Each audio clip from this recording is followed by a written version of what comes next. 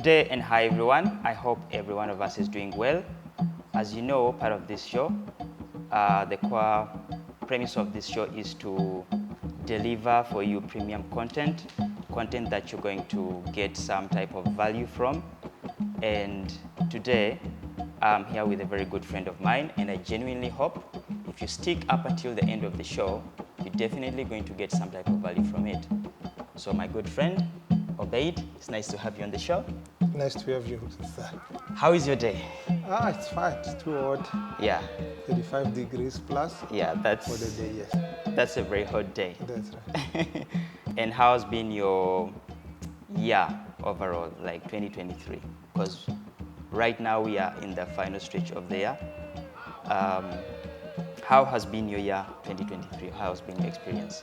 My experience personally, it was worthwhile. And then in terms of business, hiccups here and there, post-COVID, and then global issues as well.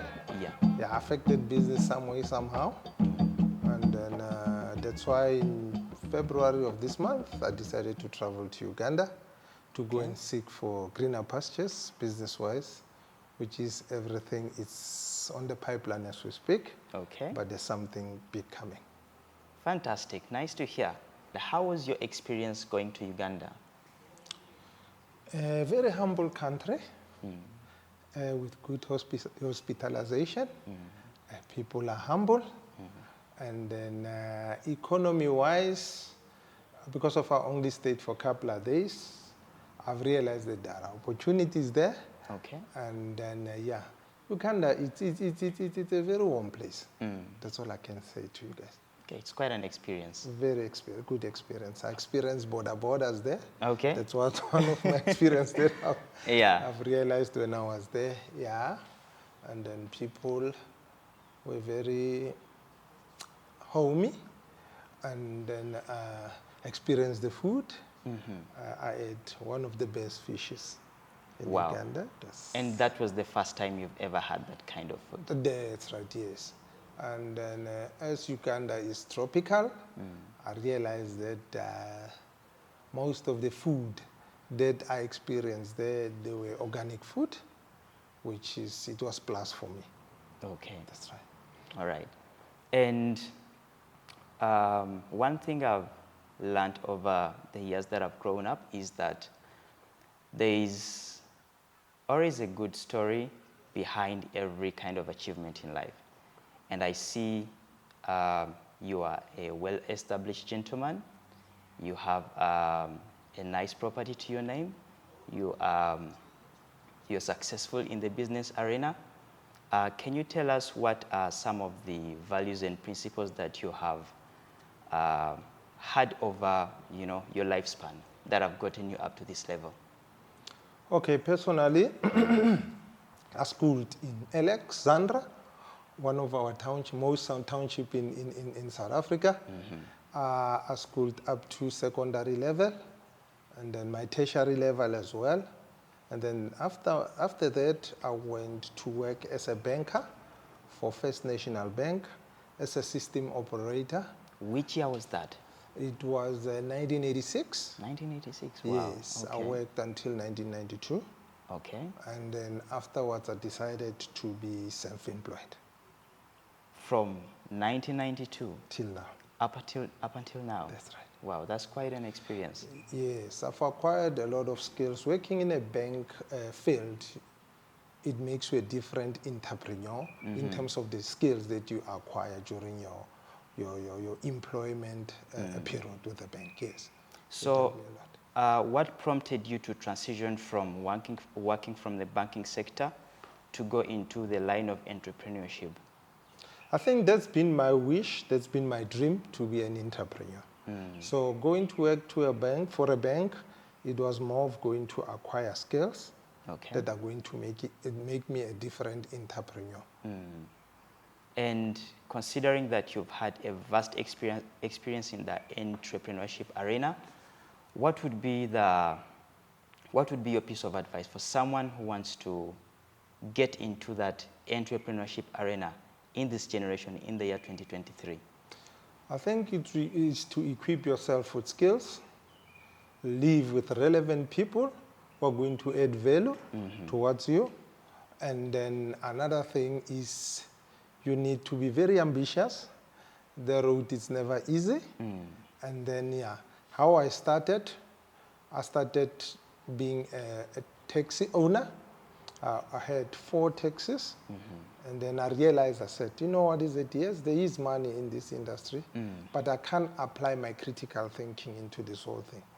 I need a business that I'm going to apply and utilize the skills that I've acquired from the banking sector. So then I went into what we call a distribution of LPG gas, industrial gas. Okay. LPG gas, I did it with Afrox, and LPG gas with BP. And then I also distributed beverages. I was the first person to distribute Red Bull provincially. Wow. in Gauteng, and then Ceres and Liquifruit. It was a worthwhile business. It was very good. And then in the process, I realized that we were 4 of us in the business, and I decided the guys to buy me out of the business. Okay. And then I started doing what we call in South African terms, it's LTSM, which is Learner Support Teacher Material, meaning in a form of stationery and textbooks. Then I started distributing that to schools. Okay. What are some of the challenges that you've had over the years while you're in the business arena? Because I know it's not easy. It comes with a huge... It was never easy. As I say, I was a banker, but it was very difficult for a bank to help me with finances. I have to use my own money to see through that my things are going. Was that money, had you saved something on the side? From the bank when I Okay. retired, and then I utilized it to get into a corporate world. Okay. Yes. Did you, at any one point in your business journey, did you get to a point where you were broke? Yeah, business, let me just give you a small story. I once offered a tender by our government. I was supplying stationery, which is office stationery to my government, and office furniture. I had partnership with a certain company, which is a white privileged company, let's put it that way. Less than 3-4 months, that company was liquidated and left me to see that I must run that 4-year contract alone without support. Goodness. And those guys were my suppliers. And then only to find out when I did my research, looking for the products that I have to supply to the end user. My selling price was less than the cost price. I have to survive for 18 months running that. Didn't want a loss. For But 8 consecutive 18 months. And how did you bounce back from? I met one of those white guys one day walking in a mall and said, "Obe, tell me, are you still having that contract?" I said, "Yes." He couldn't believe me. Maybe he walked for close to 50 meters and came back to me and shook my hand. I said, "How possible was that?" I said, "I was in a position to realize that that's a phase that I have to pass." And he said to me, "How possible it is for us to travel to China and go and source directly from those people who are supplying us." And we went to China, coming back to realize that when I was with them, I was only doing 30% of the markup. But when we went to China, I succeeded more than 200% markup. Then Wow. I started recovering whatever that I've lost during that 18 months. That was a good turning point, bouncing back from such a tragic financial incident. Oh, bro, it was not easy. Then we're using the fax machines. When I realized that there's an order coming from Home Affairs, it was like I can push it back, not to come to me because I knew that I'm going to work at a loss. But that was one of my biggest challenges in business. And that's the thing that I always say about, for the most part, you must have huge belief in self. Belief is a very big driving factor because there's always going to be chaos along the business journey. There's always going to be, it's going to be a rocky path, Sometimes you're not even certain of what the future holds. But because you kept pushing, somehow God made a plan for you to bounce back from. It was not only belief. I had a very good support system from family. That thing is very crucial. In any all aspects. It can be business, it can be anything. a good supporting structure, it's very crucial. So that made it possible for me to be in a position to face all the challenges that I've faced in my life. The other thing that you mentioned prior was you grew up in Alexandria, you studied in Alexandria, and people often say you're a product of your environment. Other people also say you can be a product of your household, your parents, right? So how has growing up in Alexandria affected you as a person? It added plus, Alexandria, when we grew up, it was a community location. Okay. It was a family-oriented location. You were raised by a village in Alex. That's another benefit that I've acquired. So profound. Yeah, yes. I was not only raised by my parents, I was raised by a community. So that by itself, it shaped me to be a better person in life. And as an entrepreneur as well. It's a different concept nowadays because we don't have that kind of arrangement. Nowadays, like a child grows up, you know, I don't know how to put it in the right words, but what happened back then, a child was raised by the community, which was very important in the upbringing. That's right. And instilling values That's right. as a child. It was a collective group, you know. But nowadays, the times have changed so much to a point that you see a lot of degeneracy among the children. They are involved into all sorts of bad decisions, going into drugs, knife stabbing, breaking into houses, which is completely absurd. Like, what is your take on what is happening right now? Yeah, I think life has evolved from that period. Let me just give you another hint about me in terms of giving back to the community. I managed a semi-professional team for almost 12 years. And then the reason of doing that, it was like I was looking at the kids in the township, and then I said, you know what is it? How can I contribute to them? From the very same money that I've worked for, I pledged that money into the community itself. And what was your purpose behind you committing to such a cause? It was more of being more of a parent to everybody, not my kids only. And the young generation. The young generation, yes. I pride myself with Sphiwe Tshabalala, the guy who scored that goal for World Cup. Oh, yeah. Yeah, he's one of my products. I pride myself with Benson Hlong. He was one of the captain of Bafana Bafana. Nice. Yeah, they come from my school of thought. Nice. Yes, so plus minus 20 players that I groomed them from a semi-professional team to a fully professional team. That was what I've done for the community back in Alexandria. Quite a contribution for the community. That's one of the best era that I've enjoyed in my life. So does that team still exist? Alex United, yes. Alex United still exists, yes. Are you still part of the? No. I decided that, you know, what is it? In our term, in our terminology, they said, diba. Meaning? Diba, di sutela tse di dibana. Meaning a well, a big well, at some stage, it will die out, but it's shifting for the smaller wells to come in. So I prepared myself when I existed. I prepared the young generation to be in a position to manage the team as I was doing it, and they're still doing a good job as well. Nice. Yes. Okay.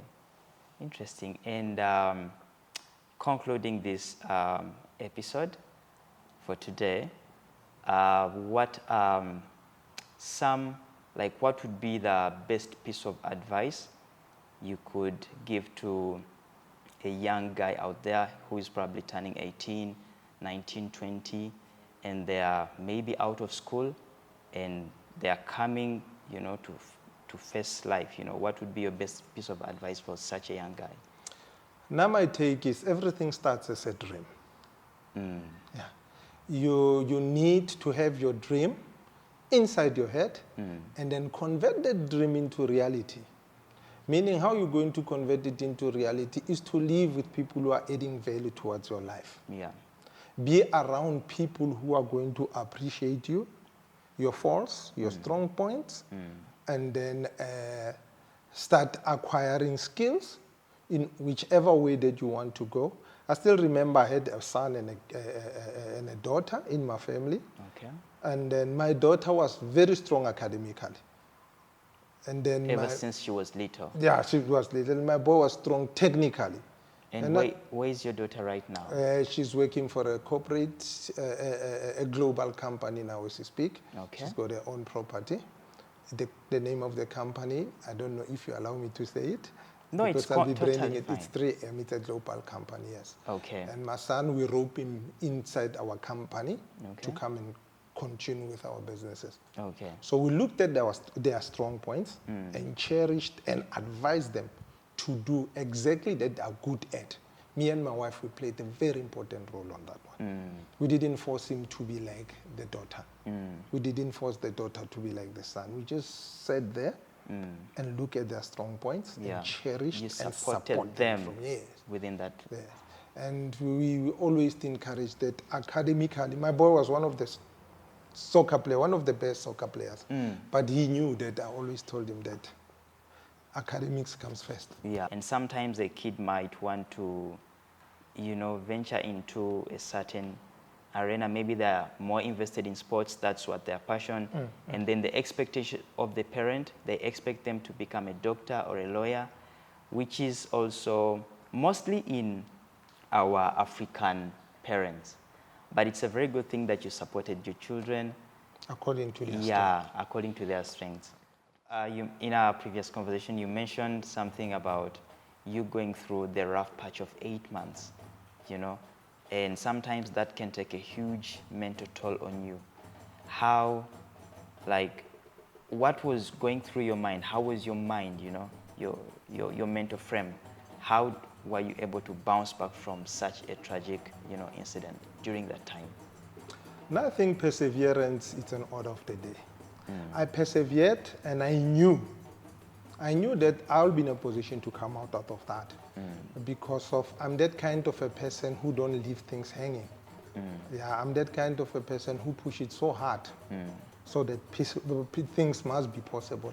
I remember from that soccer fraternity when we started with those young boys, I had that vision that these boys are going to make it. At a very raw talent, but I pushed it to such an extent that today I've got people who can fend for their families, who can pride themselves being former professional players. Some of them are playing overseas. It's all because of, I know that if I do something, perseverance.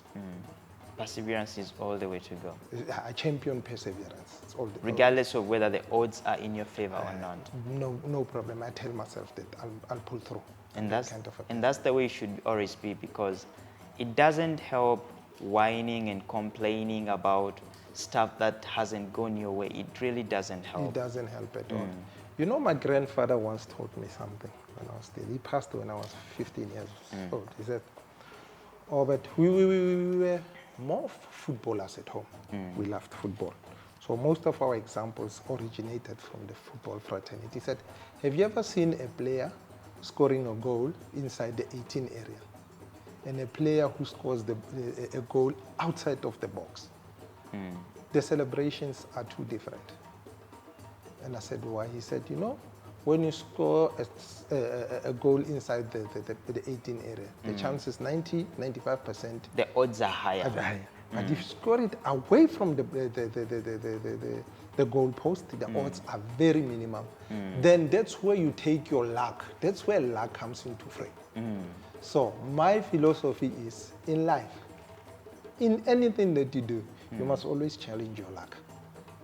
Mr. Obed, thank you very much for having us, and I hope God blesses you in every dynamic of your life. Thank you very much. Okay, sir. cool. Thank you.